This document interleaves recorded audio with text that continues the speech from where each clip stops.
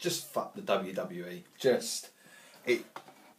It's 2016 in the year of our Lord, or the year of our Lord 2016, and Triple H was winning the Royal Rumble, and in winning the Royal Rumble, he not only wins the WWE World Heavyweight Championship, the #1 belt, but also his main event in WrestleMania, which is most likely going to be against The Rock, because fuck you. That's why. Fuck the talent. Fuck the new stars. Fuck everything. Right.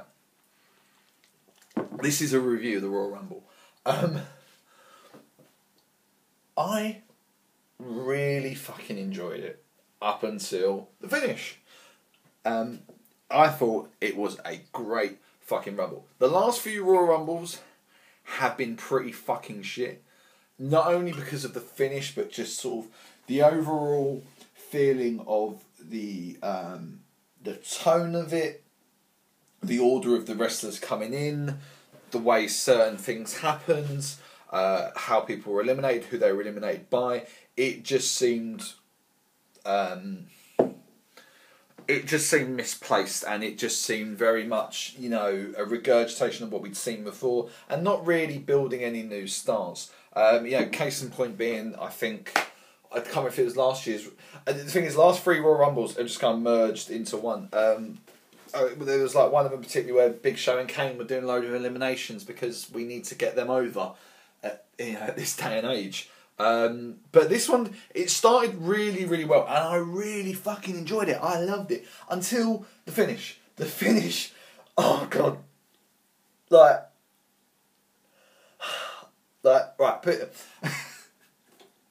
Alright, here's the whole story. So look, I've only watched the actual. I watched the Kevin Owens match, the Dean Ambrose Kevin Owens match, and I watched the Rumble itself. I haven't seen any other matches. We saw a little bit of the Charlotte Becky Lynch match, and I saw Ric Flair Chris Becky. So me and the wife are going to watch that properly because, yeah, we need to see that.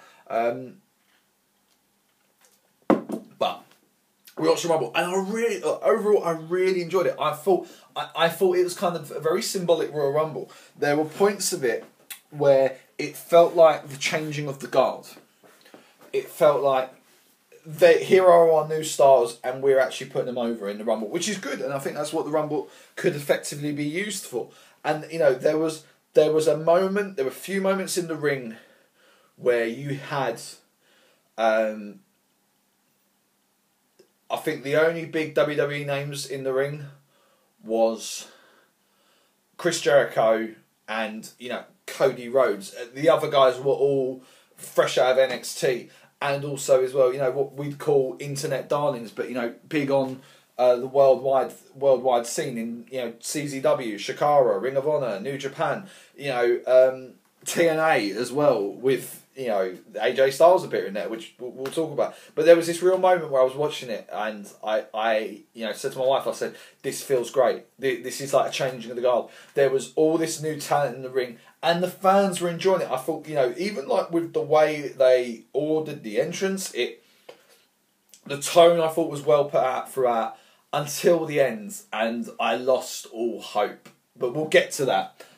So let's start at the start. So the whole story leading up to it was that it was going to be Roman Reigns has to defend the WWE Championship belt in the match. Yada yada yada. Okay, fair enough. That's the story they're doing, and whoever wins it's going to win the title and thing. And people are going, "Oh, this has never happened before." It kind of has. I think when Ric Flair was here, because I'm pretty sure Ric Flair won the title in the Royal Rumble.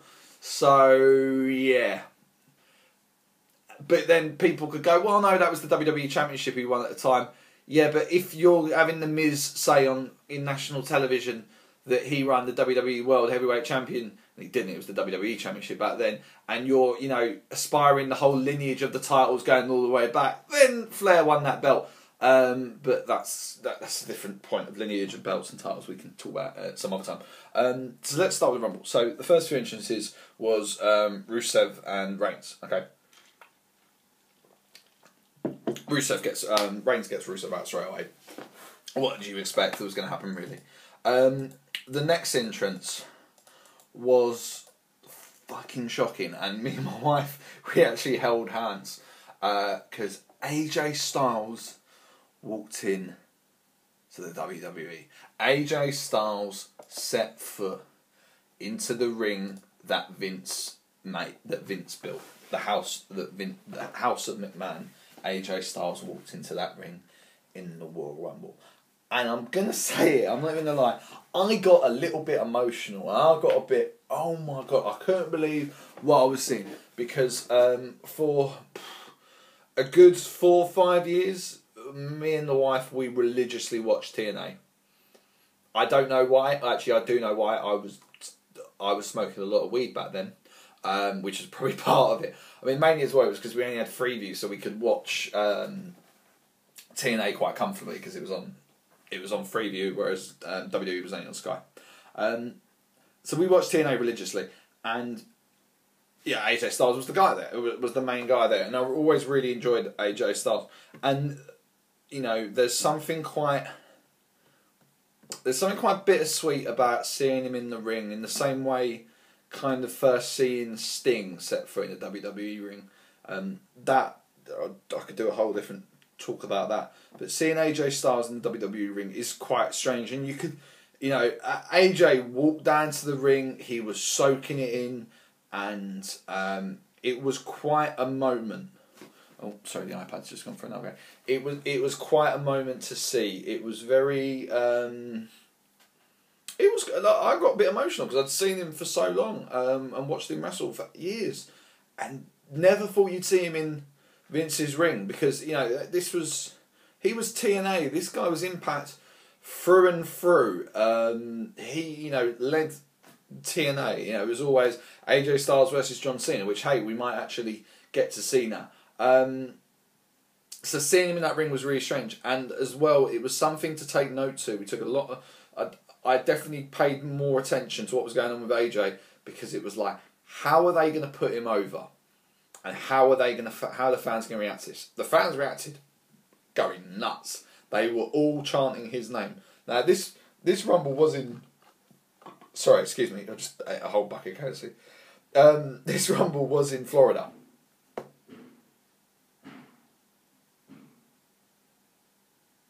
Weird sounds going on outside. This Royal Rumble was in Florida.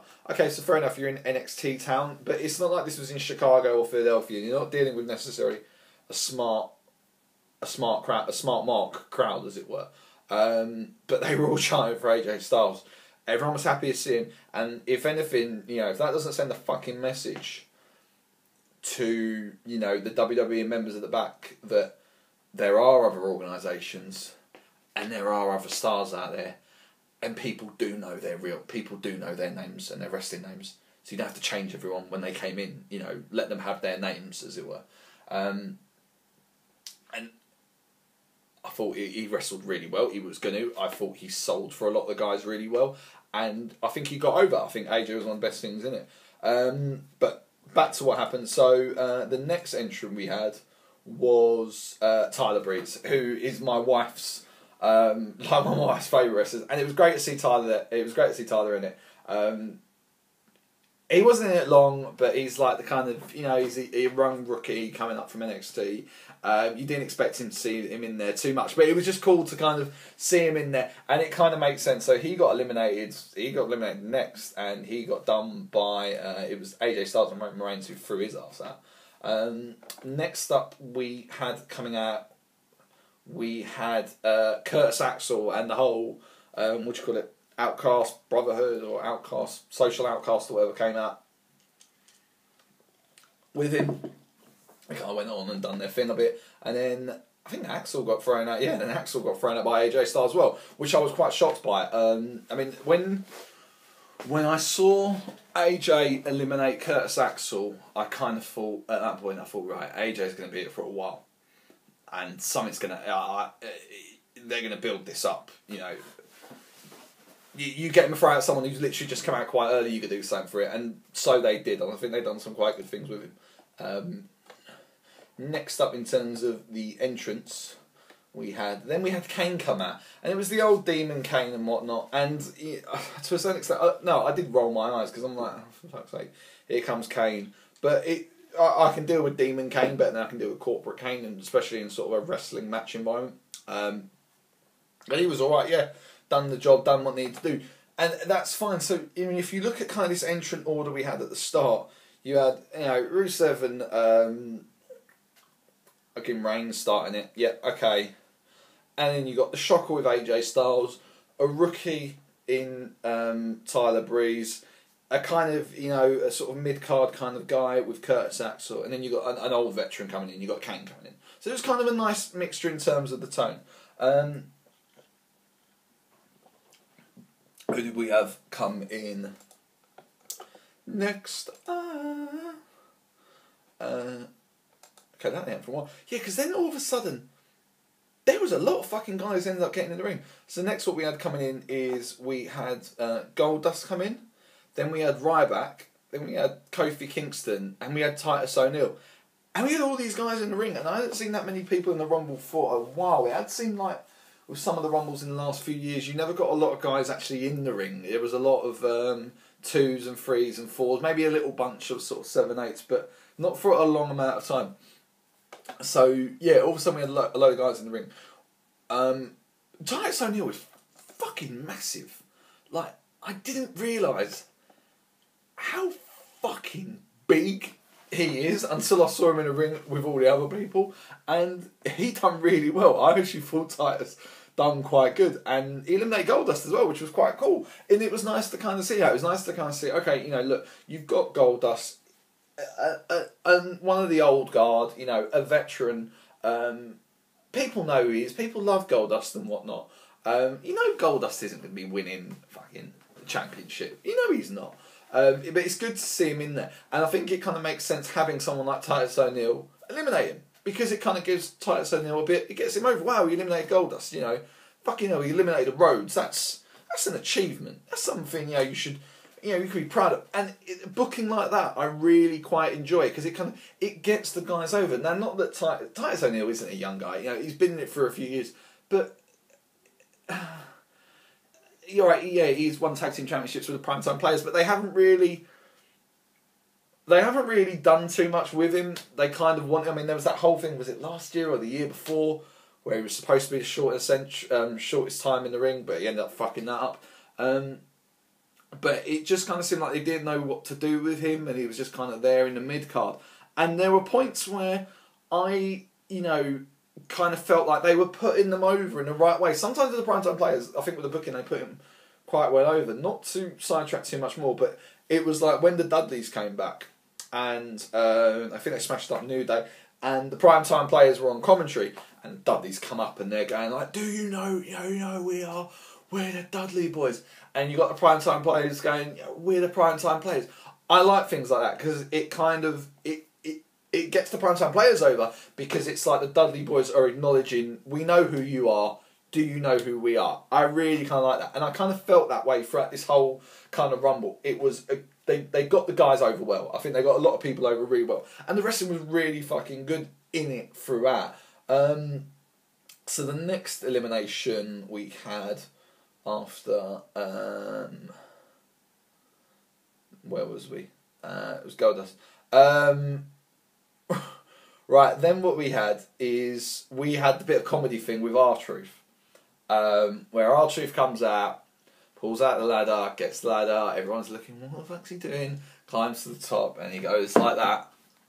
And there's nothing there, because he thinks it's, a ladder match or Money in the Bank or something like that. And it's a whole joke about, it's like, R-Truth doesn't know what's going on, blah, blah, blah, blah. R-Truth is actually one of my favourite wrestlers of all time. I really fucking like R-Truth, and I kind of get a bit defensive towards R-Truth occasionally, particularly because of my wife, because she's like, what the fuck's this idiot doing?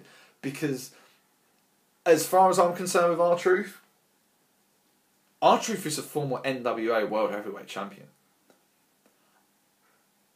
And that belt means something. It does. It may not mean as much as necessarily as it used to do, in the 70s and the 80s and the 60s and going backwards. But to me, it still means something. It's still a sign. If you won the NWA Championship, you're pretty good. And as well, R-Truth was the first African American to win the NWA World Heavyweight. That's fucking important.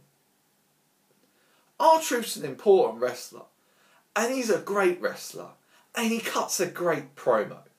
You want to go see a great R-Truth promo, and you want to see what R-Truth can do with a microphone, check out him with In the Ring with Steamboat in TNA, and he's talking about the Intercontinental Championship being a second-class citizen belt. Like, fucking hell, man. R-Truth. Jesus, damn. You know, I think he's a great wrestler, and, you know, I do find him funny as well. Like, it's not like I see these bits and I'm there like, oh, they're just disrespectful to take the piss out of him. He's a fucking funny guy, and like he can pull it off really well. But it's just like R-Truth's like one of them guys where I'm like, God damn, I'd love it if he won the belt. Like if he won that would make me happy. If R-Truth won the championship, I'll be like, fuck yes, man deserves it. Respect R-Truth. But he got eliminated by Kane. Which you know, alright, look, R-Truth's a veteran as well, he's been it fucking years. But getting eliminated by Kane, it was just a bit like, I don't know, I suppose because he was the comedy element at the time, if he's going to get eliminated, it needs to be kind of like by a heel. I think you could have, I mean, who else could have eliminated him at that point? Who was heelish in that ring? Actually, kind of no one really. Yeah, so maybe he was the right person to do it. But yeah, it was great to see R-Truth. It was great to see R-Truth in there. When does the fucking Dickheads come out? I'm trying to remember. Next up, after R-Truth, so yeah, we had the R-Truth incident. Oh wait, am I way far ahead? Kofi Kingston's and we had Luke Harper, the first of the Wyatts came back. I like Luke Harper. I really like him. I think he's a big guy, and I think he can move around a little bit as well. I quite enjoy watching him do his stuff. So the next elimination was. Just check this out.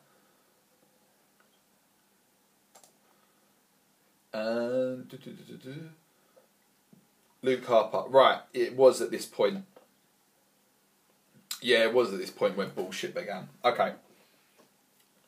Then we had Stardust and Big Show enter as well. Okay. This is where the bullshit began with this show. And the stupidity of the WWE writing and not thinking about this thing fully.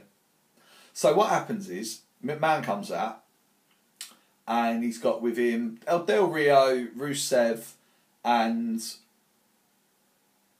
Sheamus. They get Roman Reigns out the ring and they beat the shit out of him. So